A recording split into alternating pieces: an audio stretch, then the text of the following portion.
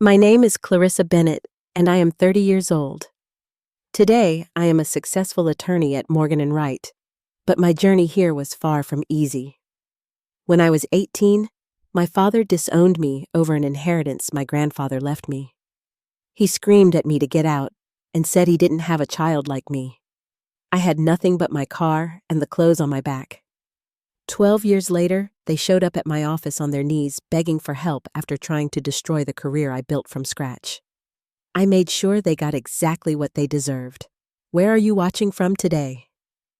If you have ever had to stand up against family who tried to take advantage of you, hit that like and subscribe button while I tell you how I turned my family's betrayal into my greatest victory. I grew up in a beautiful colonial house in the suburbs of Boston. From the outside, we looked like the perfect American family. My father, James Bennett, was a real estate developer known for his ambitious projects and forceful personality. My mother, Diana, was the quintessential homemaker, always hosting dinner parties and maintaining our family image. Then there was my younger brother, Mark, who was 4 years younger than me and seemed to do no wrong in my parents' eyes. But the person who truly shaped my life was my grandfather, Thomas. He lived just a few blocks away, and I would ride my bike to his house after school almost every day. While my father was always too busy with work to spend time with me, Grandfather Thomas filled that void. He had been a judge before retiring, and he would tell me stories about his cases, carefully explaining the importance of justice, integrity, and standing up for what was right. A person of character does what is right even when it costs them something, he would tell me while we sat on his porch swing. Remember that, Clarissa. Your integrity is worth more than any amount of money. I cherished those afternoons with him. We would bake cookies together, work on puzzles, or simply talk about books we had read. He had the most incredible library, and he always encouraged my love of reading and learning. When I told him at 12 years old that I wanted to be a lawyer like him someday, his eyes filled with pride. You have the mind for it, Clarissa, he said, patting my hand. And more importantly, you have the heart for it. At home, things were different. My father expected perfection and was quick to criticize any perceived failings. He had particularly high expectations for me, his firstborn, but nothing I did ever seemed to be good enough. If I got an A-, he would ask why it wasn't an A+. If I won second place in a competition, he would focus on why I hadn't won first. My mother never contradicted him. She would give me sympathetic looks, but ultimately always sided with my father. Your father just wants what's best for you, she would say after particularly harsh criticism. Try to understand. Mark, on the other hand, was the golden child. 3 years younger than me, he had my father's charm and confidence. He was an average student, but excelled at sports, which delighted my father. When Mark brought home a C+, my father would ruffle his hair and say, "That's my boy, at least you're having fun."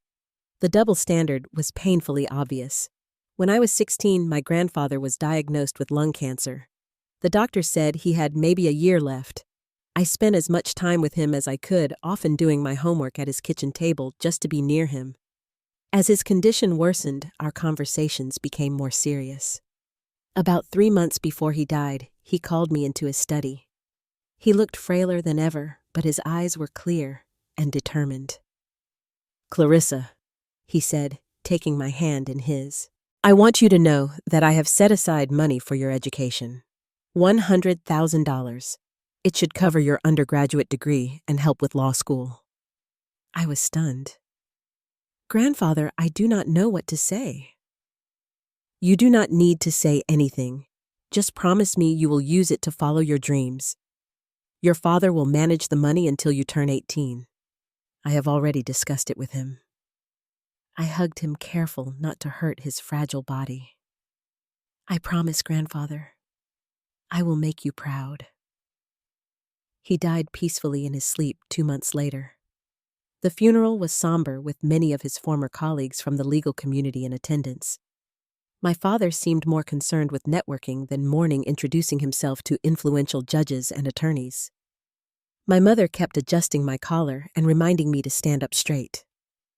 Mark looked bored throughout the service. After the funeral, things changed at home. My father started drinking more heavily, often coming home late from work with alcohol on his breath. He became even more critical and distant. My mother became increasingly anxious about appearances, constantly reminding me about the importance of maintaining our family's reputation in the community. Despite the tension at home, I threw myself into my studies. I was determined to make my grandfather proud. By my senior year of high school, I had a 4.0 GPA and was president of the debate club. I applied to several top universities, including Harvard, my grandfather's alma mater. As my 18th birthday approached, I started thinking more about the money my grandfather had set aside for me. I had been accepted to 3 excellent universities, including Harvard, and needed to make a decision soon. The tuition deposits were due, and I would need access to the funds my grandfather had left me. The night before my high school graduation, I finally worked up the courage to ask my father about it. Little did I know that this conversation would change the course of my life forever. My high school graduation ceremony was on a perfect June day. The sky was clear blue, and a gentle breeze carried the scent of freshly cut grass across the football field where rows of chairs had been set up. I sat among my classmates in our blue caps and gowns, listening to speeches about bright futures and endless possibilities. When they called my name to receive my diploma, I heard a few cheers from the audience. As I walked across the stage, I glanced at the crowd and saw my mother taking photos. My father was checking his phone, and Mark looked utterly bored. Still, I smiled for the camera holding my diploma high. This was my moment, regardless of whether my family fully appreciated it. After the ceremony, my parents hosted a small gathering at our house. It was mainly their friends and business associates rather than people I was close to. My best friend Sarah came, giving me a much-needed ally among the adults who kept asking about my college plans. "Harvard is very impressive," they would say. "Your father must be so proud." I would smile and nod, though I knew my father had barely acknowledged my acceptance. He was more concerned with Mark's baseball tournaments than my academic achievements. That evening, after the guests had left and my mother was busy in the kitchen, I found my father in his study. He was sitting in his leather chair, a glass of whiskey in his hand, looking over some business documents. I knocked on the open door. "Dad, do you have a minute?" He glanced up, clearly annoyed at the interruption. "What is it, Clarissa? I am trying to finish this proposal." I took a deep breath and stepped into the room. "I need to talk to you about the money Grandfather left for my education. The tuition deposit for Harvard is due next week, and I will need access to the funds." My father's expression darkened. He set down his glass with a heavy thud. "What money are you talking about?" A knot formed in my stomach. The $100,000 Grandfather set aside for my college education. He told me about it before he died. He said he discussed it with you. My father stood up abruptly, his chair scraping against the hardwood floor. "Your grandfather was not thinking clearly at the end.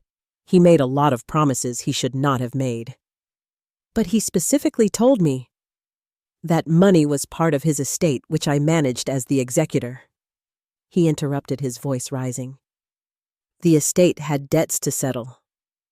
"What debts?" I asked, confusion and dread building inside me. Grandfather was always so careful with his finances. "Do not question me about matters you do not understand," he snapped. "The money was needed elsewhere. End of discussion." But I could not let it go.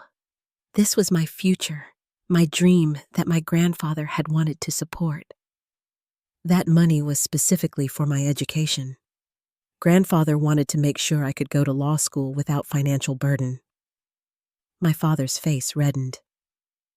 "The money is gone, Clarissa. I invested it in my lakeside development project last year." The truth hit me like a physical blow. "You spent my inheritance. How could you do that? That was my money." "It was not your money." he shouted, slamming his hand on the desk.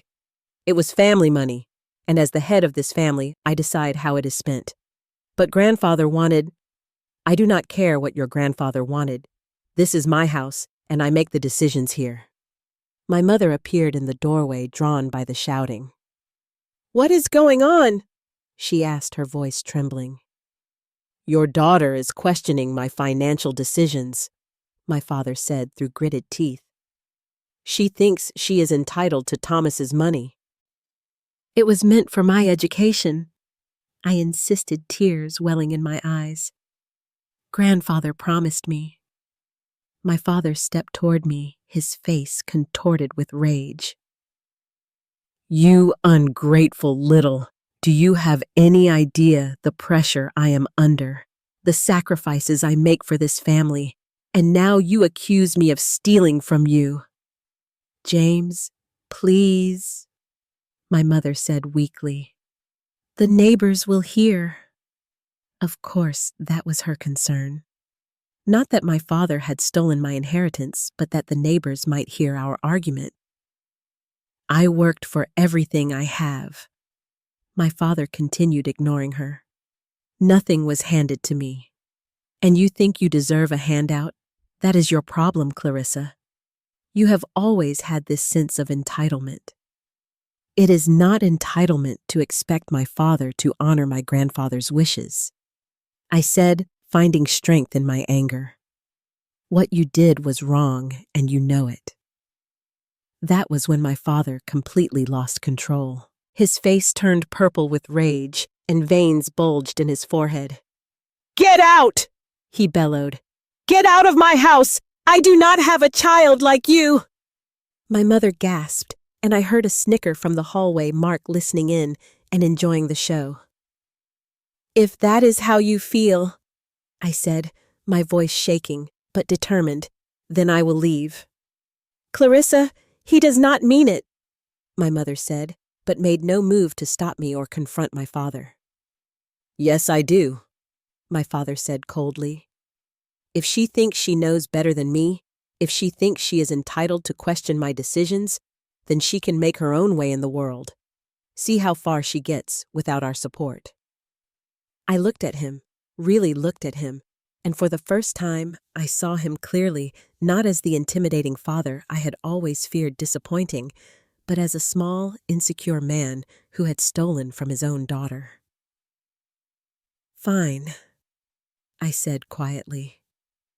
I will leave tonight. I walked out of his study with my head held high, though tears streamed down my face. In my bedroom, I grabbed my largest suitcase and began throwing in clothes books and personal items.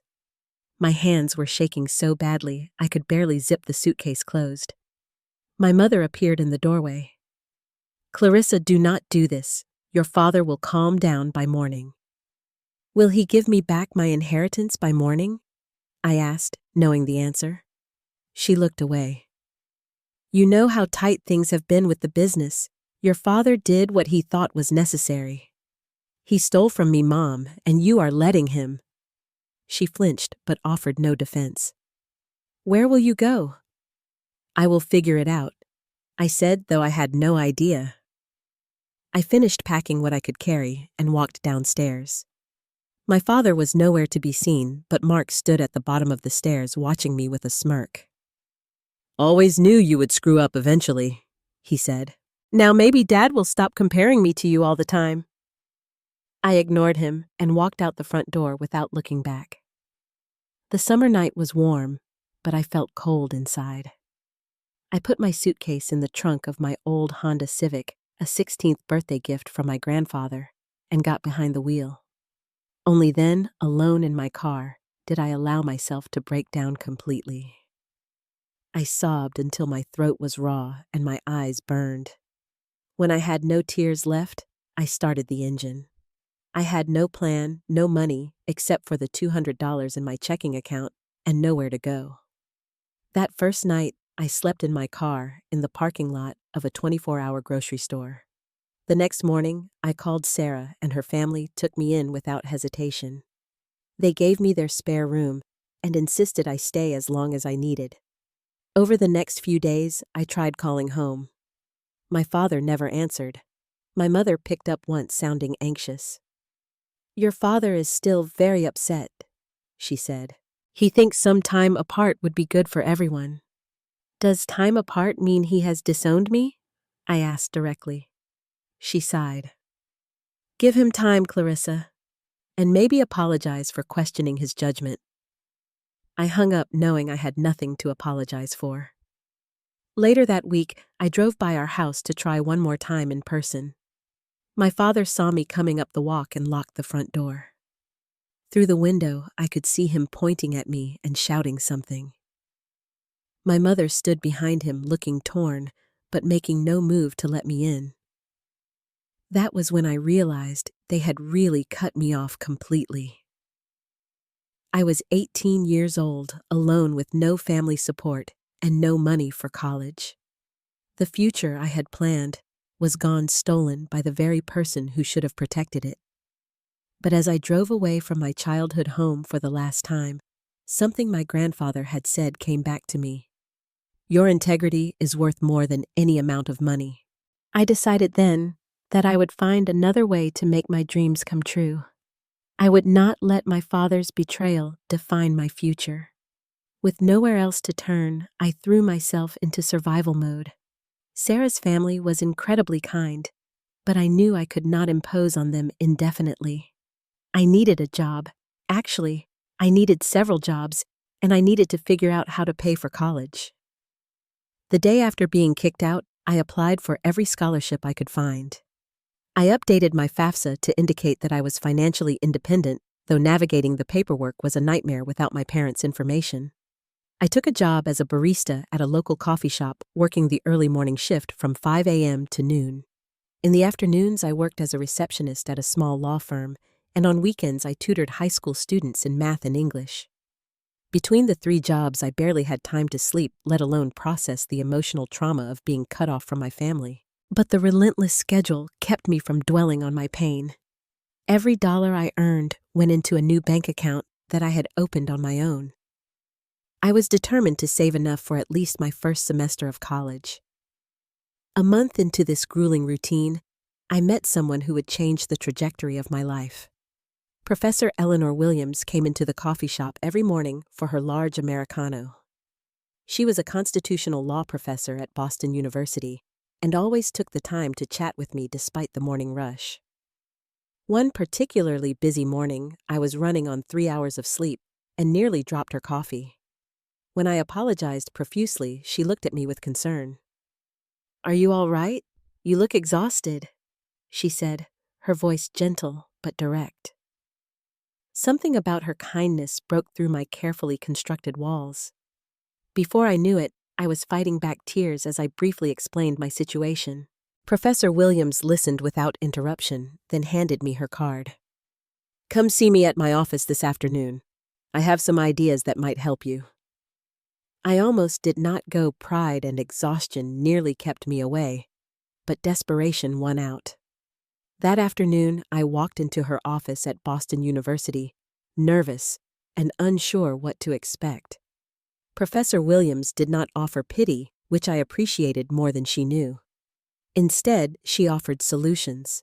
She told me about scholarship programs specifically for students in situations like mine, connected me with the university's financial aid office, and even offered me a position as her research assistant, a job that paid better than my receptionist gig and would look good on graduate school applications. "You are far from the first student I have met who had to make their own way," she told me.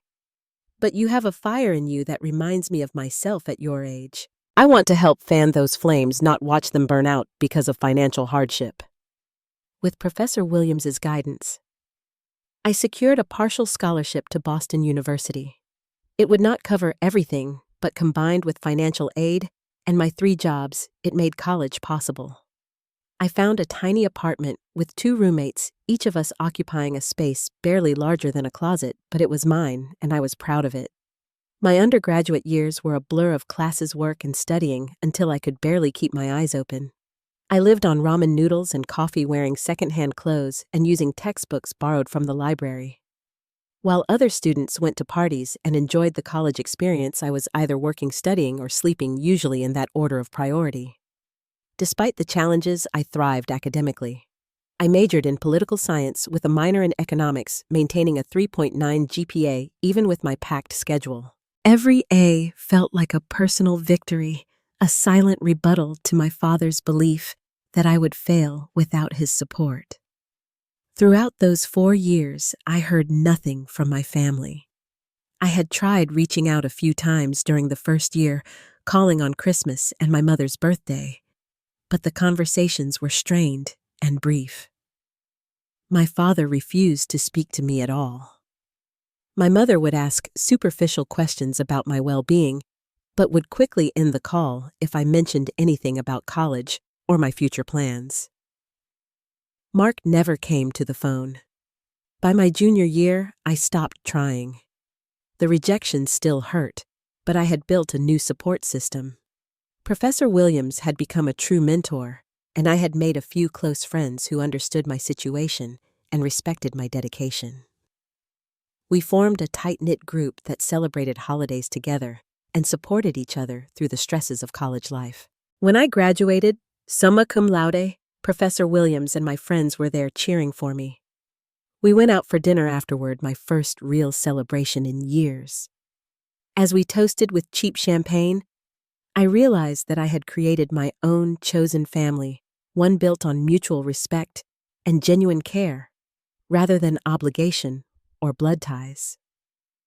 To Clarissa, Professor Williams said, raising her glass, who has proven that determination and integrity can overcome any obstacle. That night, I allowed myself to feel proud of what I had accomplished. I had completed my undergraduate degree with honors entirely on my own terms and through my own efforts. But I knew this was just the beginning. Law school had been my dream since those afternoons with my grandfather, and I was more determined than ever to make it happen. The LSAT loomed ahead of me. I could not afford expensive prep courses, so I borrowed study materials from the library and formed a study group with 2 other aspiring law students. We met 3 times a week for months, drilling each other on logic games and analytical reasoning. When the test results came back, I had scored in the 98th percentile. It was high enough to qualify me for merit scholarships at several top law schools, including Boston University. With Professor Williams's strong recommendation and my academic record, I was accepted with a substantial scholarship.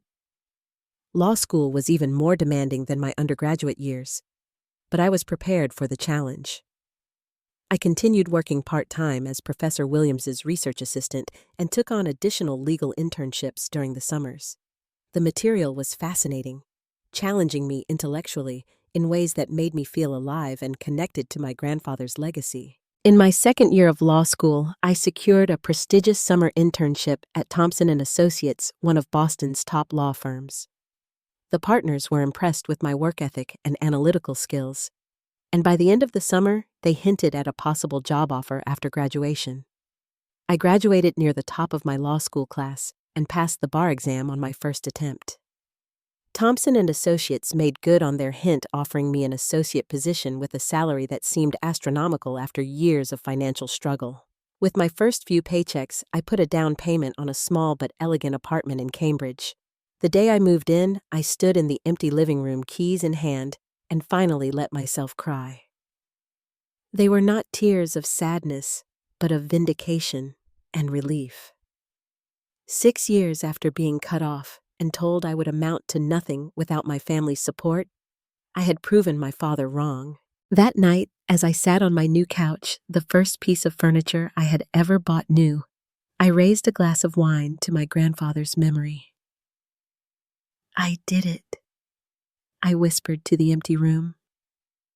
I kept my promise. For the first time since that terrible night when I was 18, I felt truly secure. I had built a life for myself from scratch, overcoming every obstacle through sheer determination and hard work. I had a career, a home, and people who cared about me. I did not need my family's approval or support anymore. or so I thought. Little did I know that my carefully constructed new life was about to be shaken to its foundations when my family suddenly reappeared after 12 years of silence. At 30 years old, I had established myself as a force to be reckoned with at Thompson and Associates. My specialty was corporate litigation, and I had recently secured a major victory in a complex securities fraud case. The senior partners had taken notice, and there were whispers about me being fast-tracked for junior partnership, a rare achievement for someone my age. My personal life had found its balance too. I owned a comfortable 2-bedroom condo with a view of the Charles River. I had a small but tight circle of friends, including Sarah, who had remained loyal through all these years. I had even started dating Adam, a pediatric surgeon I met at a charity gala. Life was good, stable, and entirely on my terms. Then one ordinary Tuesday morning, as I was reviewing case files at my desk, an email notification popped up on my screen. The sender's name made my heart stop. Diana Bennett. My mother. For several minutes, I just stared at the notification, unable to click on it. 12 years of silence and now an email out of the blue. My hands trembled slightly as I finally opened it. Dearest Clarissa, it began, the formality feeling strange and insincere. I hope this email finds you well. It has been too long since we have spoken, and I think about you often. Your father has been experiencing some health issues lately, and it has made us both reflect on family and what truly matters. We would very much like to reconnect with you. Perhaps we could meet for coffee sometime soon. With love, Mom. I read it 3 times, trying to process my emotions. Anger, hurt, suspicion, and a tiny unwelcome flicker of hope all warred within me. Why now, after 12 years? What did they really want? I closed my laptop without replying and tried to focus on work, but the email haunted me all day. That evening, I called Professor Williams, who had remained a trusted advisor even after I graduated. They have reached out after all this time, I told her, curled up on my couch with a glass of wine. I do not know what to do. What does your gut tell you? She asked. That they want something, I admitted. The timing feels suspicious. Just as I am about to make junior partners, suddenly, they want to reconnect. That is possible, she agreed. But people do sometimes realize their mistakes, especially when faced with health issues. The question is not what they want, but what you want. Would reconnecting bring you closure, or would it reopen old wounds? I pondered her question for days before crafting a careful response to my mother. Thank you for reaching out, I wrote. I am willing to meet for coffee, but I want to be clear that I have built a life for myself that I am proud of. I am open to civil conversation, but have boundaries that need to be respected. I suggested a coffee shop downtown, a neutral location where we could meet briefly. As I waited for her response, something else unexpected happened. A friend request appeared on my social media from Mark Bennett, my brother. I had not spoken to him since the night I left home. Curious, I checked his profile before deciding whether to accept. His page showed a man I barely recognized, my little brother, now in his late 20s, working at our father's real estate company according to his bio. Before I could decide about the friend request, a mutual acquaintance from high school messaged me. Just a heads up, she wrote. I heard from my dad, who plays golf with James Bennett, that Bennett Developments is in serious financial trouble. Apparently they are facing bankruptcy after that Riverside project collapsed. Thought you should know, especially if they have suddenly reached out to you. The pieces started falling into place. I declined Mark's friend request and researched Bennett Developments online. Sure enough, there were Business Journal articles about my father's company facing lawsuits from investors and suppliers over a failed luxury development project. The company appeared to be on the verge of collapse. Despite this revelation, I kept my coffee meeting with my mother. I chose a table at the back of the cafe where we would not be easily overheard. When she walked in, I was struck by how much she had aged. Her once perfect blonde hair was now mostly gray, and deep lines etched her face. She looked smaller, somehow, less imposing than in my memories. "Clarissa," she said, her voice breaking as she approached. "You look beautiful." I stood to greet her, but kept my emotions in check. "Hello, Mom. You look well." The conversation that followed was strained and superficial. She asked about my job, making appropriate noises of admiration when I explained my position at the law firm. I asked about her life, and she spoke vaguely about charity work and community involvement. Neither of us mentioned my father until I deliberately brought him up. "How is Dad's health?" I asked directly. "Your email mentioned he was having issues." She looked down at her coffee cup. "High blood pressure, stress from work. The doctor says he needs to slow down." "And how is the business doing?" I pressed. "I heard there have been some problems with the Riverside development." Her expression flickered between surprise and dismay.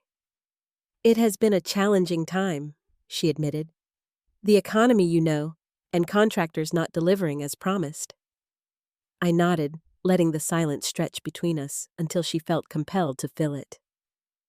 "Your father would never admit it, but he has always regretted how things ended between you two," she said finally.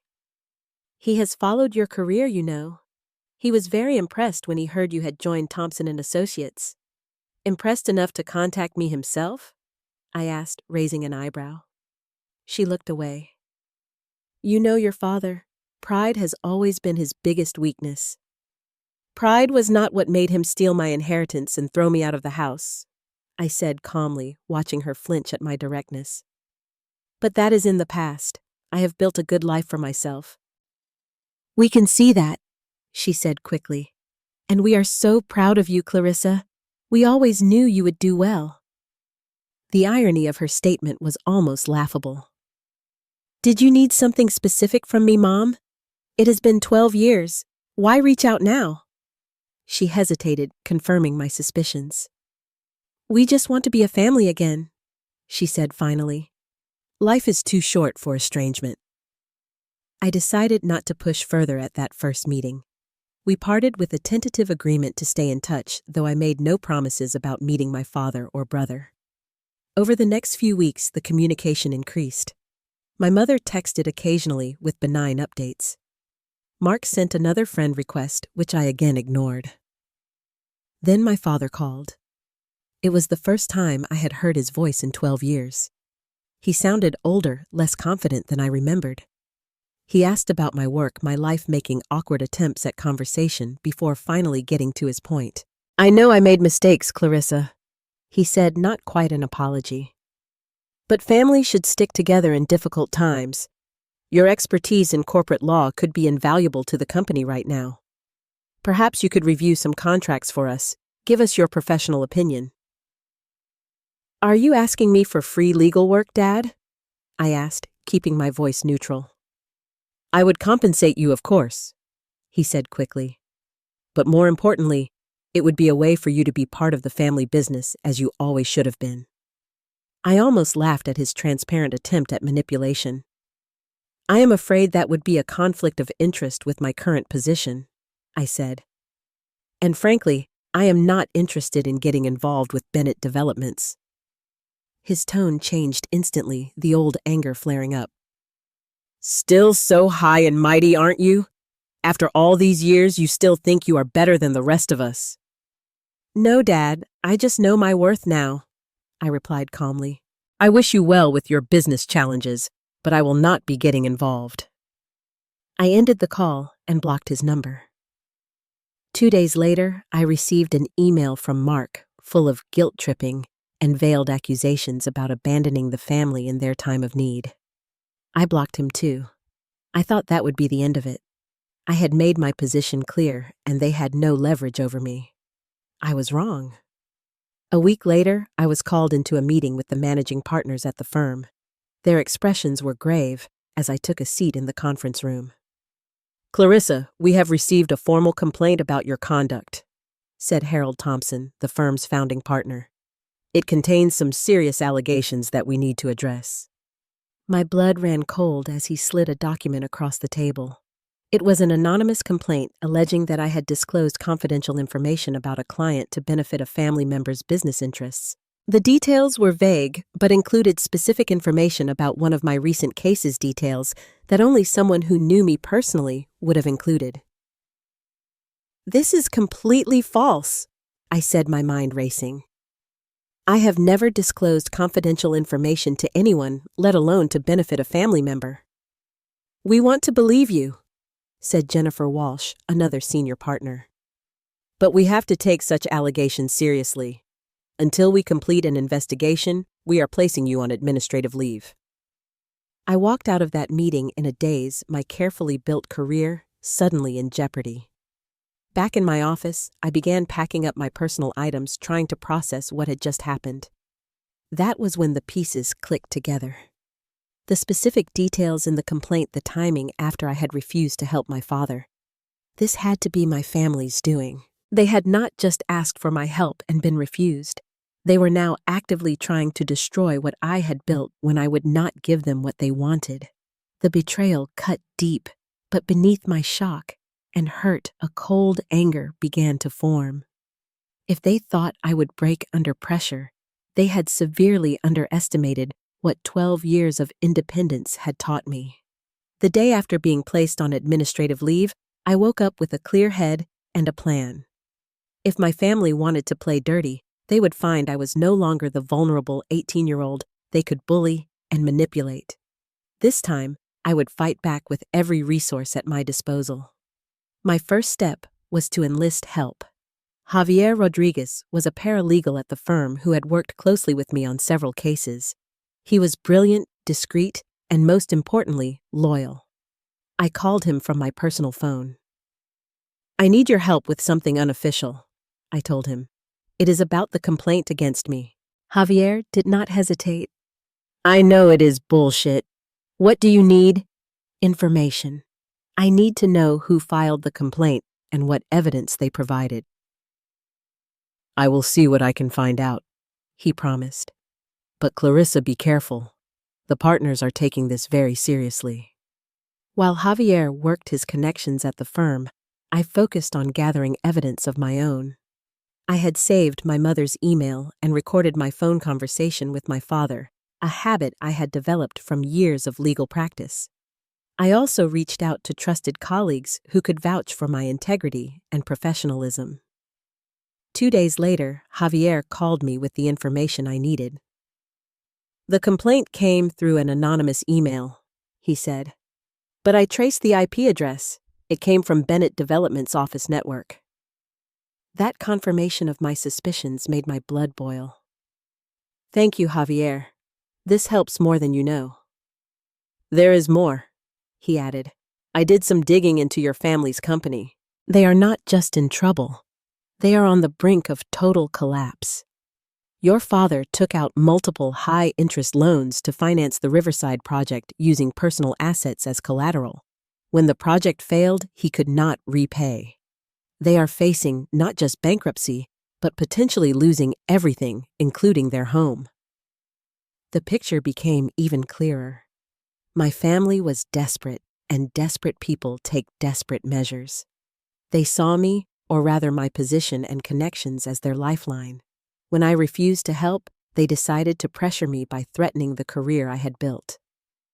What they did not know was how their actions were triggering the anxiety and trauma I had worked so hard to overcome in therapy over the years. The night after speaking with Javier, I had my first panic attack in nearly 5 years. As I sat on my bathroom floor, struggling to breathe, memories of that night at 18 flooded back, the helplessness, the betrayal, the fear of an uncertain future. But this time was different. I was not alone, and I was not powerless. The next morning, I called Professor Williams, who had supported me through every crisis since we met. "They are trying to destroy my career," I told her, my voice steady despite my inner turmoil. "I need advice from someone I trust completely." We met for lunch at her house, away from prying eyes and ears. Over homemade soup and bread, I laid out everything I had learned and my suspicions about my family's motives. The question now is how to respond, I concluded. I could simply defend myself against the complaint, provide evidence of my innocence, and hope the firm believes me over an anonymous accusation. Or you could take more decisive action, Professor Williams finished for me, understanding in her eyes. You are thinking about going on the offensive. I nodded. They crossed a line, Eleanor. This is not just about money anymore. They are trying to take away everything I have worked for, everything I have built on my own, after they cast me aside. What are you considering? She asked, her tone neutral but supportive. I have evidence they filed a false complaint maliciously. That is, actionable defamation, intentional interference with professional relationships. I could file a lawsuit. Professor Williams considered this carefully. That would be a dramatic escalation, and it would permanently sever any possibility of reconciliation with your family. Are you prepared for that? They severed those ties 12 years ago, I said firmly, and confirmed it when they tried to destroy my career rather than accept my boundaries. I need to protect myself. She reached across the table and squeezed my hand. Then do what you need to do, Clarissa. You have always had the courage to stand up for what is right, even when it cost you something. Your grandfather would be proud. Her words, echoing my grandfather's wisdom, strengthened my resolve. Over the next few days, I prepared my defense against the false allegations and gathered evidence for potential legal action against my family. I consulted with a trusted colleague who specialized in employment law, ensuring I understood all my options. Meanwhile, Javier continued feeding me information from within the firm. The partners were conducting a thorough investigation, but finding no evidence to support the allegations against me. Several clients had even called to express their confidence in my integrity and professional conduct. I was beginning to feel cautiously optimistic about clearing my name when Javier called with urgent news. You need to be at the office tomorrow morning, he said. Your family is coming in to speak with the partners directly about the complaint. What? How did that happen? I asked, shocked. Your father, called Harold Thompson, personally claimed he had additional evidence of misconduct. They are scheduled for a 9 a.m. meeting. Thompson does not know they are your family. Your father introduced himself as a concerned business associate who had witnessed impropriety. This was the final straw. My family was not just filing anonymous complaints. They were now going to show up at my workplace to lie to my face in front of the partners. They were truly willing to destroy everything I had built. That night, I barely slept. I reviewed my evidence, repeatedly rehearsed what I would say, and prepared myself emotionally for confronting my family after 12 years of separation. By morning, my anxiety had transformed into a calm, focused determination. I dressed in my most powerful suit, a tailored charcoal gray with subtle pinstripes, applied my makeup flawlessly, and headed to the office early. I arrived at 7:30, wanting time to center myself before the confrontation. To my surprise, Javier was already there, along with 3 other colleagues who had worked closely with me over the years. We are here for you, Javier said simply. Whatever happens today. Their support meant more than they could know. At 8:50, I took my position in a chair outside the conference room, case file in hand, waiting.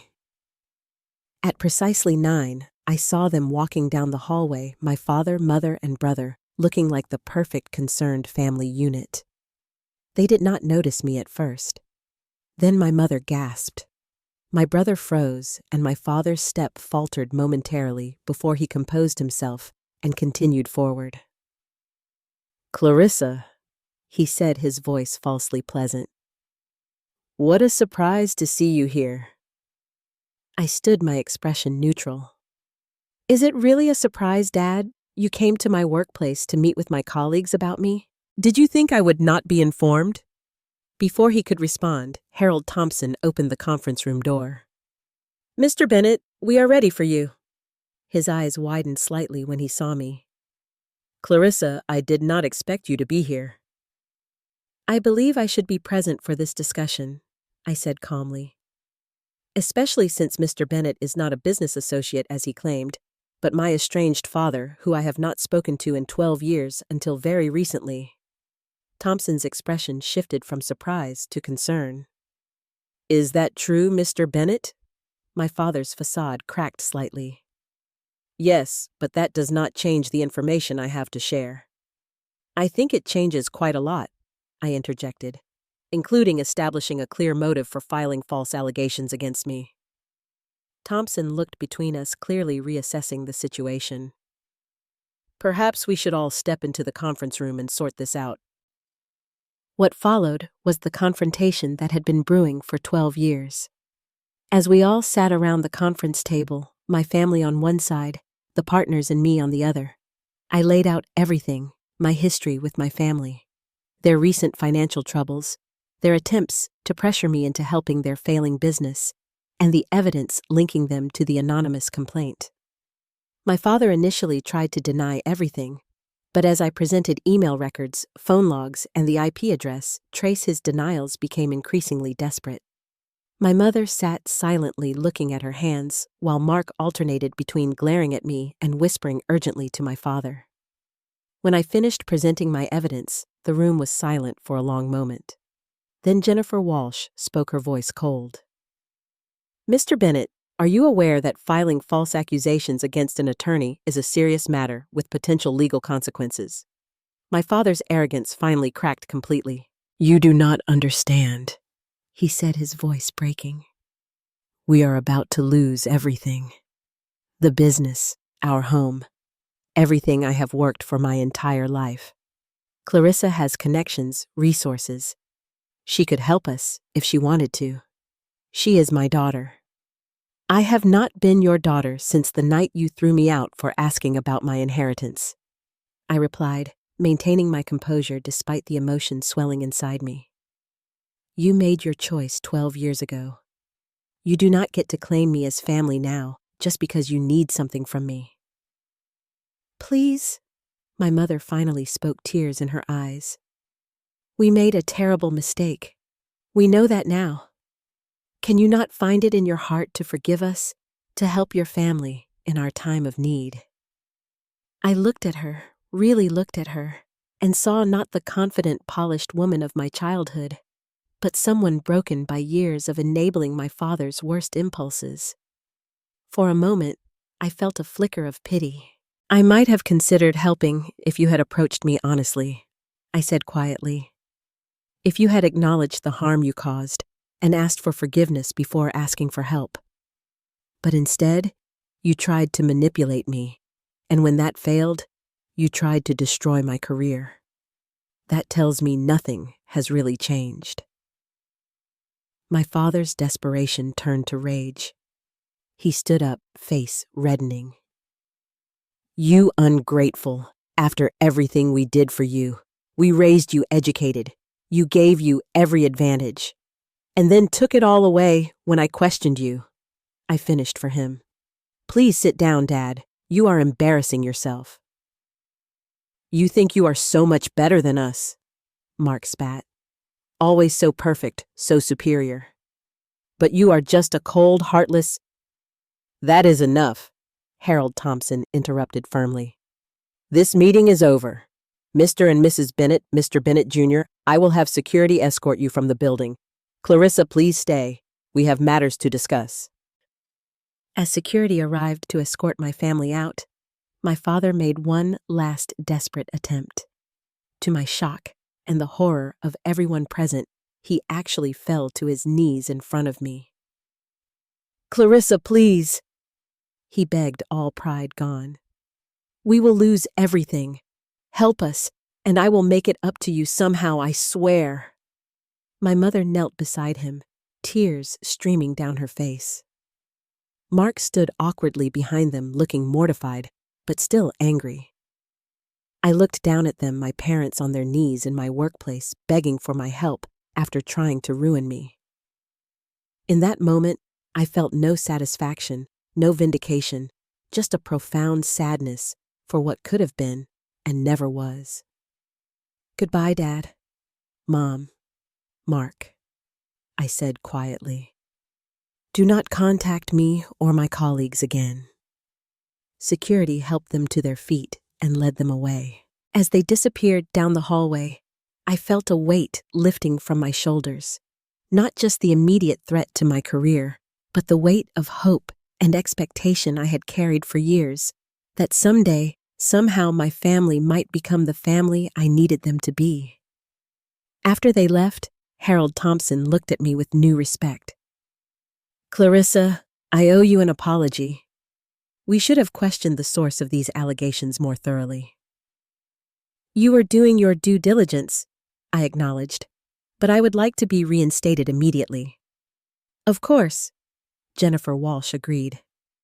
And I think we can all agree that you have demonstrated exceptional professionalism and integrity throughout this ordeal. I nodded my thanks, but I was not finished. There is one more thing.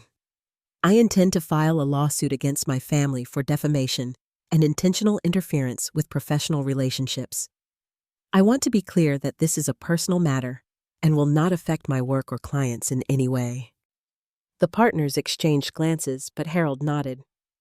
We understand and support your right to protect yourself and your reputation. Just keep us informed of any developments that might impact the firm. As I left the conference room, my colleagues were waiting. Javier gave me a subtle thumbs up. You okay? He asked quietly. I will be. I told him, and for the first time in weeks, I truly believed it. That afternoon, I contacted a trusted colleague who specialized in defamation cases and began the process of filing a lawsuit against my family. It was not a decision I made lightly, but I knew it was necessary not just to protect myself, but to finally completely break free from their toxic influence. The lawsuit would force them to face consequences for their actions, something they had avoided for too long, and it would send a clear message that I was no longer the vulnerable teenager they could bully and manipulate.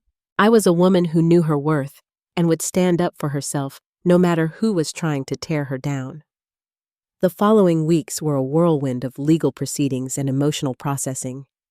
Filing a lawsuit against my own family felt surreal, but with each document I signed, each affidavit I prepared, I grew more certain that I was doing the right thing. This was not about revenge. It was about justice and protecting the life I had built. My attorney, Lisa Goldberg, was a fierce litigator who specialized in defamation cases. When I first met with her and explained the situation, she was blunt but compassionate.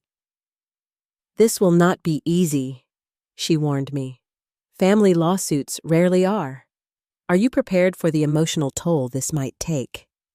I have been dealing with the emotional toll of their actions for 12 years, I replied. I am ready to face this head-on. We filed the lawsuit claiming defamation, intentional infliction of emotional distress, and tortious interference with professional relationships. The complaint detailed not only the recent false allegations, but also the history of my family's treatment of me, including the theft of my inheritance. My family's response was predictably defensive. They hired an attorney who filed a motion to dismiss, claiming that family disputes were private matters and that no real harm had been done since I had been reinstated at my firm. The judge denied their motion, allowing the case to proceed to discovery. During the discovery phase, I had access to my family's financial records, communications, and other documents related to the case. What I found confirmed what Javier had already discovered.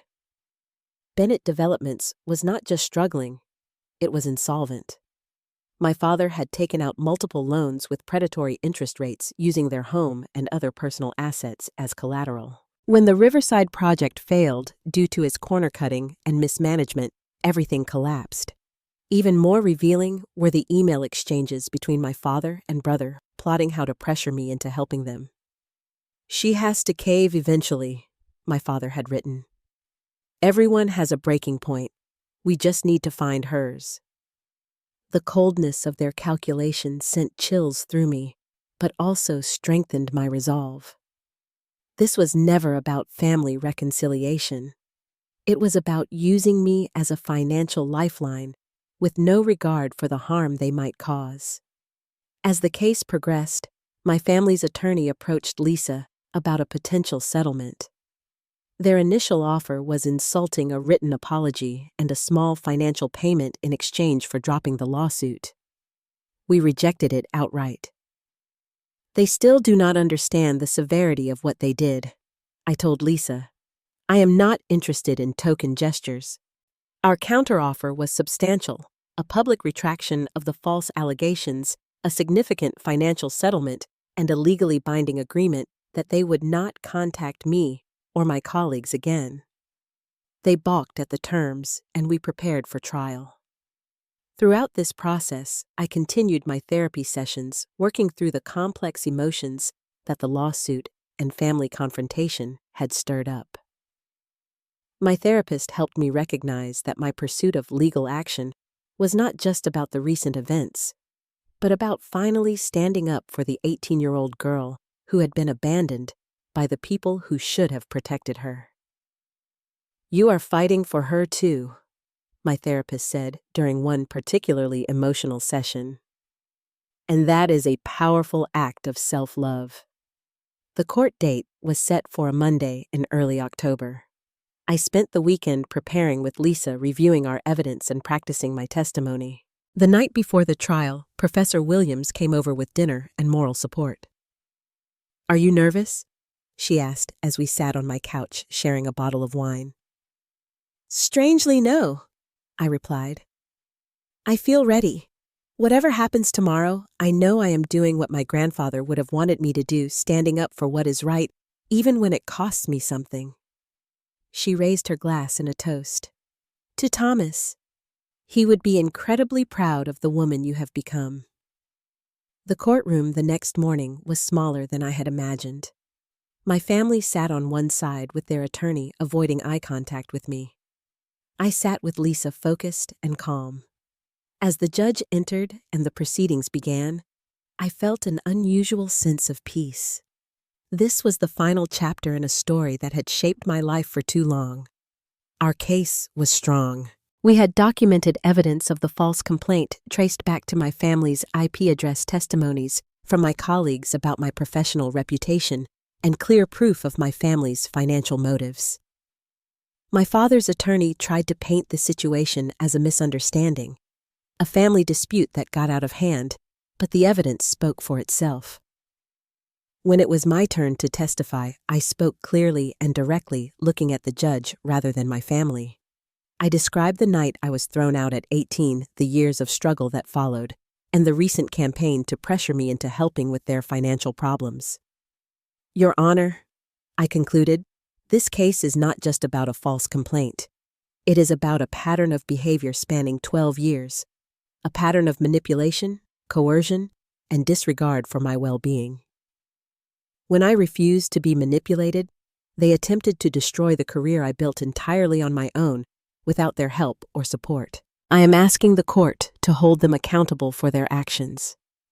My father testified next, attempting to minimize his actions and portray himself as a desperate man trying to save his family business. Under cross-examination by Lisa, however, his facade crumbled. He admitted to filing the false complaint, acknowledged spending my inheritance without my knowledge, and could not deny the damning emails plotting to pressure me into helping them. My mother's testimony was tearful but equally damning. She admitted to knowing about the false complaint and doing nothing to stop it. Mark tried to claim ignorance of the scheme, but was caught in several contradictions during cross-examination. After 3 days of testimony and arguments, the judge retired to consider his verdict. He returned the following morning with a decision that exceeded even my expectations. "This court finds in favor of the plaintiff," he announced. "The defendants knowingly filed false allegations with the intent to damage the plaintiff's professional reputation and coerce her into providing financial assistance. This constitutes defamation and tortious interference with professional relationships."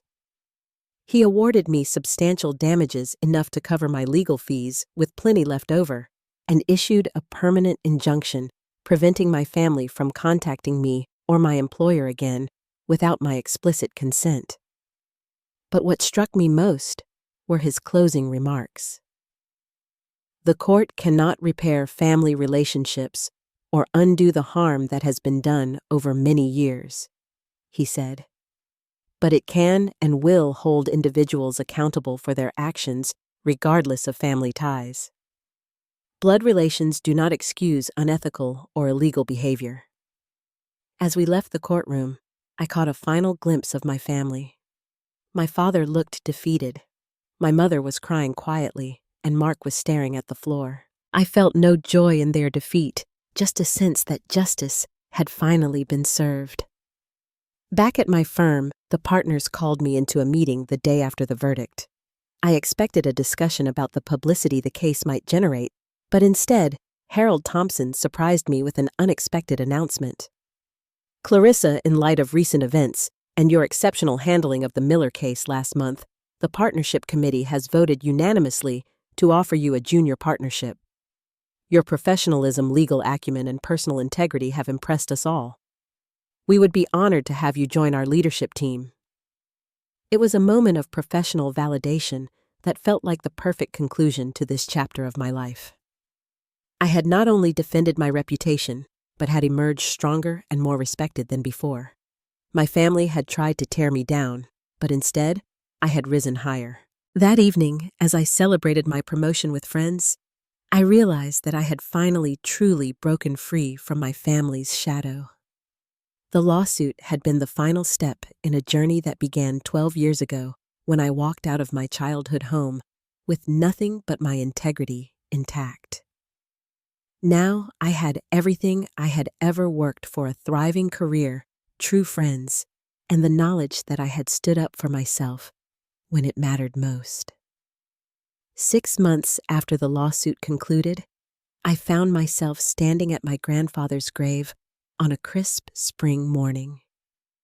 I had not visited since his funeral, but something had drawn me there on the anniversary of his death.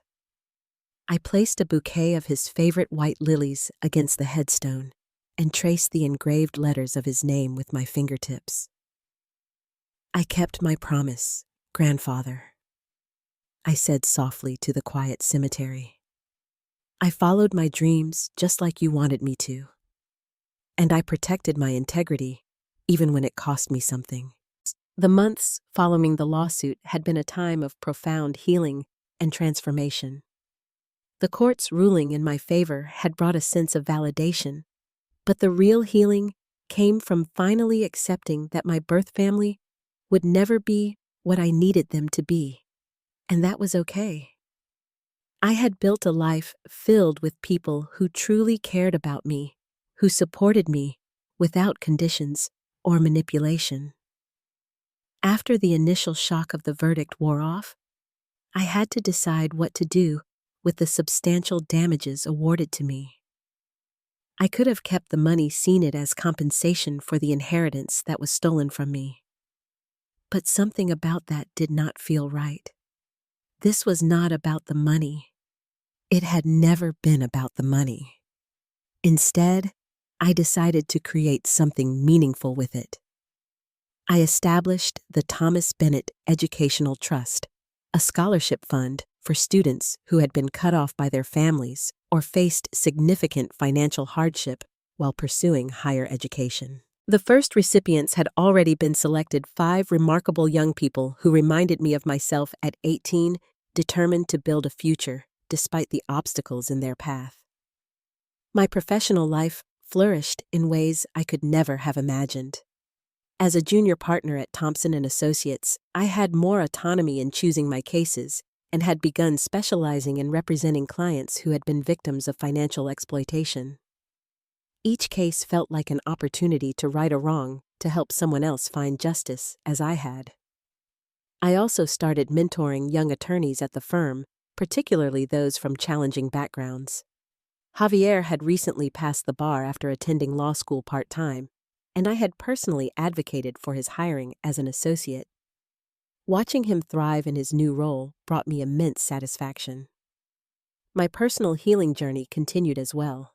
Through therapy, I had worked through layers of abandonment trauma and learned to recognize how it had shaped my relationships and decisions. I had become more open with Adam about my past and our relationship had deepened through that vulnerability. We were now talking about a future together, a prospect that once would have terrified me, but now filled me with hope. About a month after the trial, I received an unexpected letter from my grandfather's old friend, Judge Robert Harrington. He had read about the lawsuit in the legal journals and reached out to share something he thought I should know. "Your grandfather was concerned about your father's financial decisions long before he became ill," Judge Harrington wrote. "He confided in me that he did not trust James to honor his wishes regarding your inheritance. That is why he established a secondary trust with me as trustee, one that your father did not know about." The letter went on to explain that this secondary trust had been invested conservatively over the years and had grown substantially.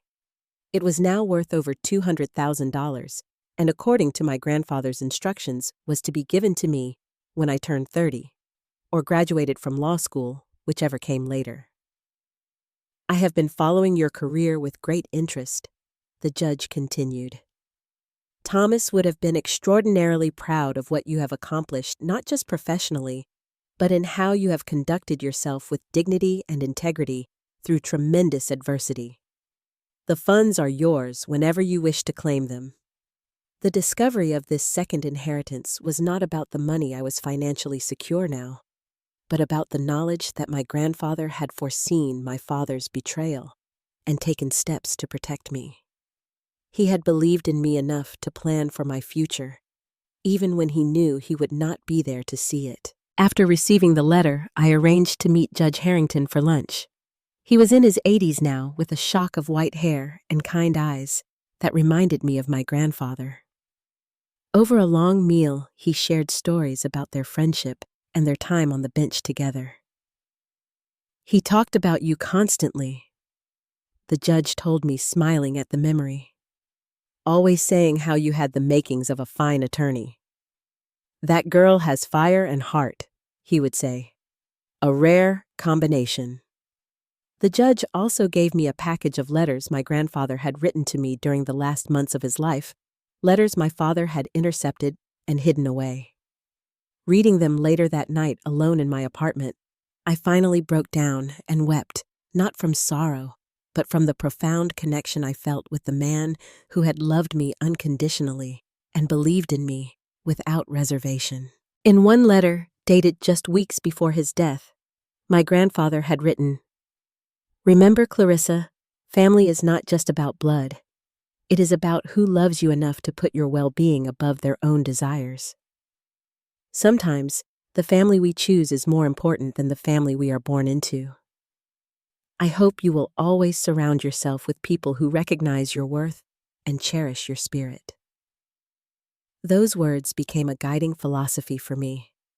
I had indeed created a chosen family. Professor Williams, Sarah Adam, my colleagues, my therapist, and others who had supported me through the darkest times. They were my true family, bound not by DNA, but by mutual respect, genuine care, and shared values. As for my birth family, I had no contact with them after the trial. I heard through mutual acquaintances that they had indeed lost their home, and that my father was working for a former competitor at a much reduced salary. My mother had filed for separation, though not divorce. Mark had moved to another state to start over. Part of me felt sad for them, but I recognized that their circumstances were the natural consequences of their own choices and actions. Standing at my grandfather's grave, I felt a sense of closure that had eluded me for years. The angry, hurt 18-year-old girl who had been thrown out of her home was now a strong, successful woman who had faced her past and emerged victorious.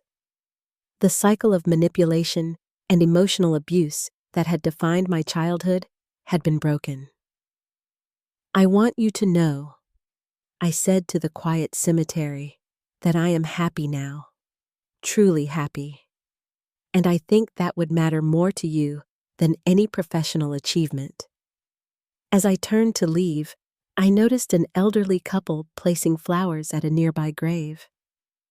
The woman caught my eye and smiled warmly. Such a simple human connection, Yet it reminded me of how far I had come in my ability to trust and connect with others.